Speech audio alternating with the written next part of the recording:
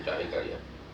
Assalamualaikum warahmatullahi wabarakatuh. Selamat berjumpa kembali dalam materi mata kuliah Hukum Agraria pertemuan kedua, yaitu Sejarah Pertanahan di Indonesia.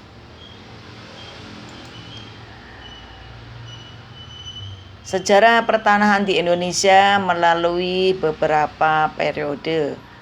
Yang pertama yaitu periode sejarah pertanahan di Indonesia, periode masa kekacauan atau ketidakteraturan.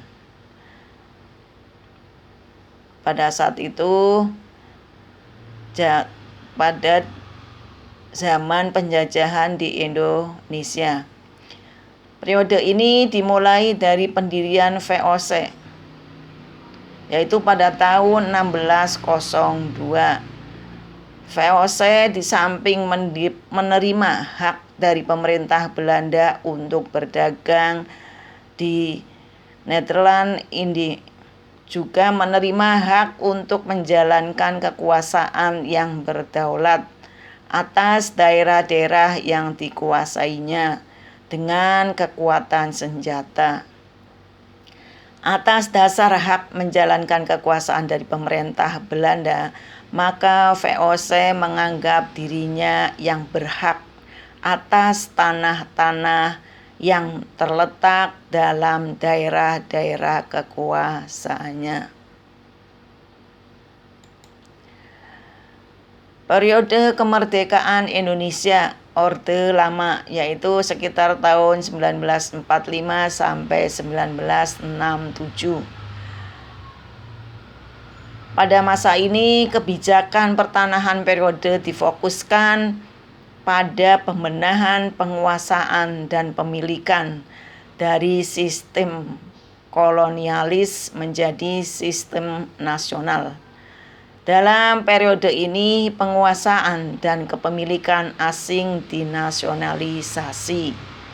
Penguasaan, pemilikan tanah luas, predikan, swapraja, partikelir, dan lainnya yang tidak sesuai dengan jiwa kemerdekaan diatur kembali penggunaan dan penguasaannya oleh negara untuk kepentingan nasional. Masa Orde Baru, yaitu tahun 1967 pada tahun 1972. Keputusan Menteri Dalam Negeri nomor 145 tahun 1969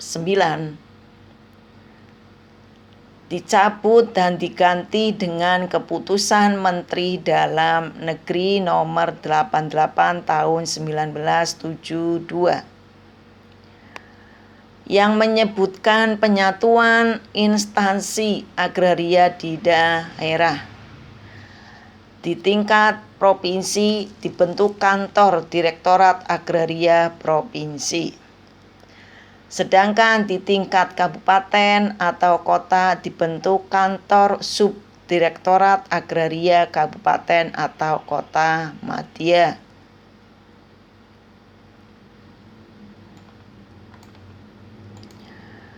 Periode tahun 1997, zaman reformasi.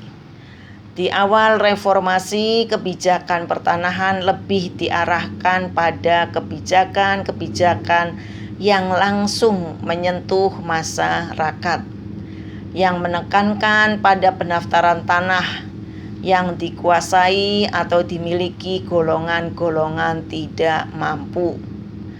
Tahun 1988 merupakan tonggak bersejarah karena saat itu terbit Keputusan Presiden nomor 26 tahun 1988 tentang Badan Pertanahan Nasional. Lahirnya Undang-Undang Pokok Agraria. Titik tolak reformasi hukum pertanahan nasional terjadi pada 24 September 1960 Pada hari itu, rancangan Undang-Undang Pokok Agraria disetujui dan disahkan menjadi Undang-Undang Nomor 5 Tahun 1960. Dengan berlakunya Undang-Undang Pokok Agraria tersebut, untuk pertama kalinya pengaturan tanah di Indonesia menggunakan produk hukum nasional yang bersumber dari hukum adat. Dengan ini pula agraris vet dinyatakan dicabut dan tidak berlaku. Tahun 1960 ini menandai berakhirnya dualisme hukum agraria di Indonesia. Lahirnya Undang-Undang Nomor 5 Tahun 1960 tanggal 24 September 1960, pekerjaan Kementerian Agraria terdiri dari: pertama, bidang hak-hak atas tanah, jawatan agraria. Yang kedua yaitu bidang pendaftaran tanah, jawatan pendaftaran tanah. Bidang land reform atau reforma agraria. Bidang land use yang berasal dari Direktorat Tata Bumi, Departemen Pertanian, bukan berasal dari Direktorat Tata Ruang, Departemen Pekerjaan Umum. Undang-Undang Pokok Agraria atau kita singkat dengan UUPA diharapkan memberikan jaminan atas hak-hak rakyat yang sebagian besar penghidupannya masyarakat agraris. Harapan ini tidaklah berlebihan karena dalam UUPA secara substansial tercantum prinsip dasar antara lain hak menguasai negara atas tanah, kepastian hukum, pengakuan secara yuridis dan faktual tentang hukum adat sebagaimana yang tercantum dalam pasal 3 dan pasal 5 Undang-Undang Pokok Agraria. Adanya pembatasan maksimum dan minimum kepemilikan dan penguasaan hak atas tanah sebagaimana yang ada dalam pasal 7, pasal 10 dan pasal 17 Undang-Undang Pokok Agraria. Adanya fungsi sosial hak atas tanah sebagaimana amanah pasal 6 Undang-Undang Pokok Agraria.